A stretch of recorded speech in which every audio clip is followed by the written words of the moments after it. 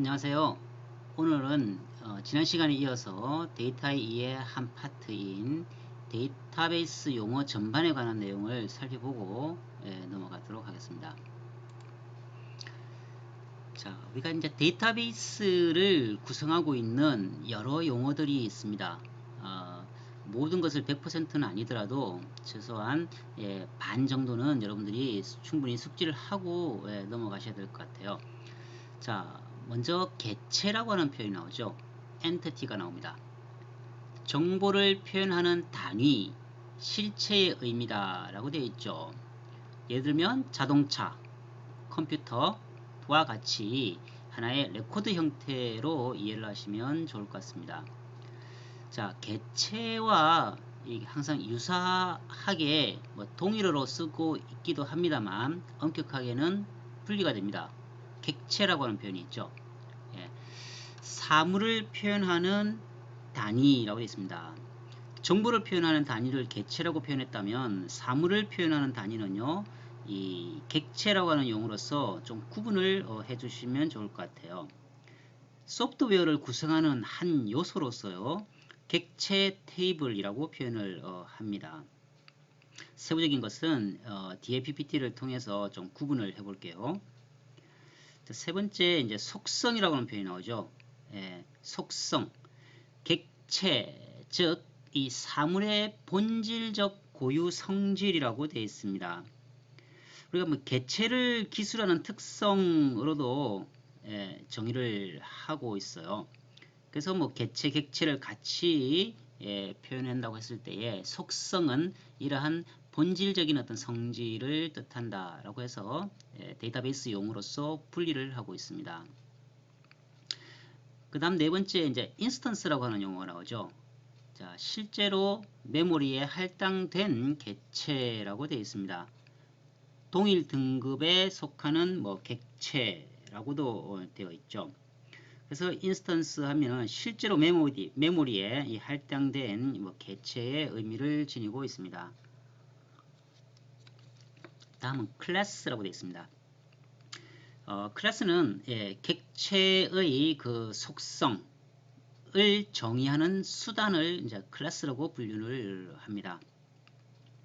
무슨 의미가 있고 또 어떤 차이가 있는지 지금 좀 혼란스러울 텐데요. 뒤에 예시를 통하면은 여러분들이 이해가 되실 것으로 생각을 합니다. 일단 전체 정의를 한번 쭉 살펴보고 넘어갈게요. 다음은 이제 relation이 나옵니다. 관계라고 되어 있죠. 일련의 정형화된 테이블로 구성된 데이터 항목들의 집합이라고 되어 있습니다. 우리가 정보의 최소 단위인 비트부터 비트, 바이트, 그 다음에 테이블, 레코드, 그 다음에 파일, 끝으로 db라고 표현했었죠.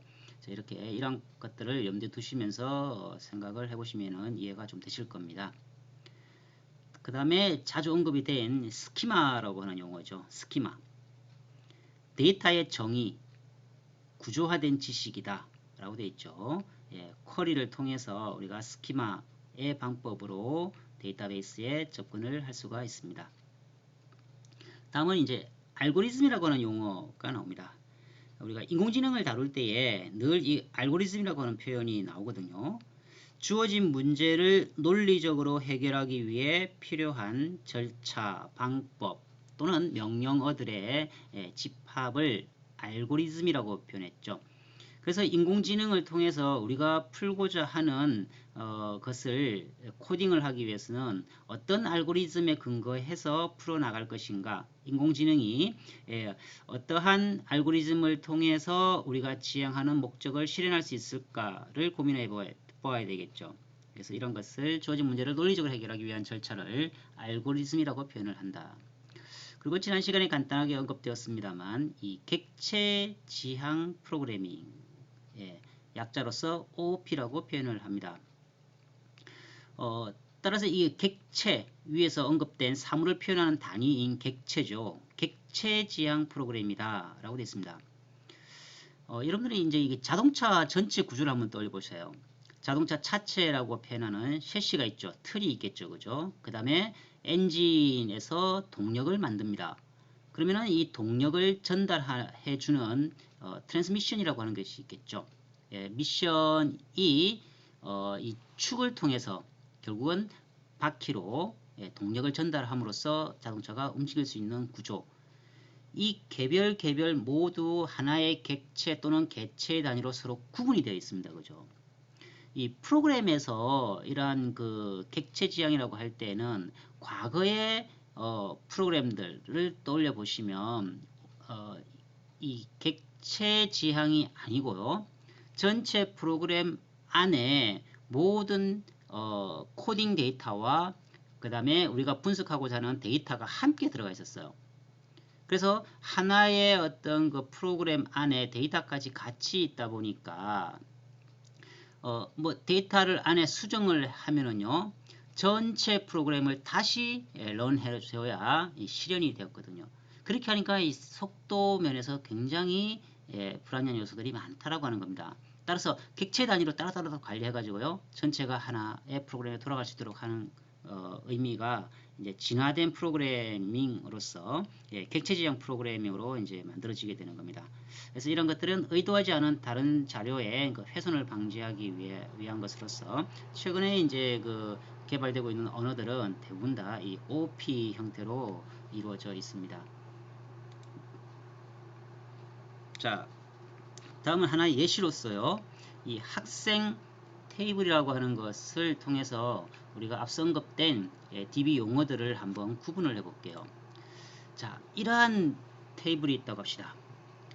즉 학번, 이름, 학과, 성적이라고 하는 것이 제시가 되어 있죠. 엑셀 데이터로서 또는 액세스 데이터로서 이러한 DB가 완성되어 있다고 해봅시다. 학생 테이블이라고 하는 것은요. 자, 먼저 속성은 어떻게 되어 있습니까? 속성은 사물의 본질적 성질이라고 했죠. 즉 개체를 기술하는 특성이었습니다. 어떤 특성입니까? 학번, 이름, 학과, 성적이죠. 그래서 우리가 이 속성 4개로 구성이 되어 있습니다. 이해가 되십니까? 학번, 이름, 학과, 성적이라고 하는 속성 4개로서 구성이 되어져 있다. 라고 이제 분류를 할 수가 있죠. 그 다음에 개체가 나옵니다. 개체는 여기서 한 개예요. 뭐예요? 학생이죠. 학생이라고 하는 개체가 가지고 있는 특성으로서 앞에 언급된 4개의 속성으로 구분되어 있죠. 학번, 이름, 학과, 성적이라고 하는 4개의 속성과 1개의 개체, 즉 학생이라고 하는 테이블을 구성하고 있는 겁니다. 자, 여기서 이제 우리가 DB에서 쓰는 용어는 조금 더 틀려요. 바로 필드 또는 아이템이라고 표현하고요. 칼럼, 즉 열이죠. 행과 열을 여러분들이 떠올려 보시면 행은 가로죠. 열은요 세로를 의미합니다. 즉 학번, 이름, 학과, 성적이라고 하는 필드 또는 칼럼으로 구성되어 있다라고 하는 것을 여러분들이 아실 수가 있을 거예요. 자, 여기서 이제 우리가 레코드, 즉 비트가 모여서 이렇게 이제 레코드를 이루죠. 이러한 레코드는 가로의 개념입니다. 그죠? 그래서 레코드 1, 레코드 2, 레코드 3는 1701, 홍길동, 경영학과 A 플러스라고 하는 데이터들의 집합체가 되는 거죠.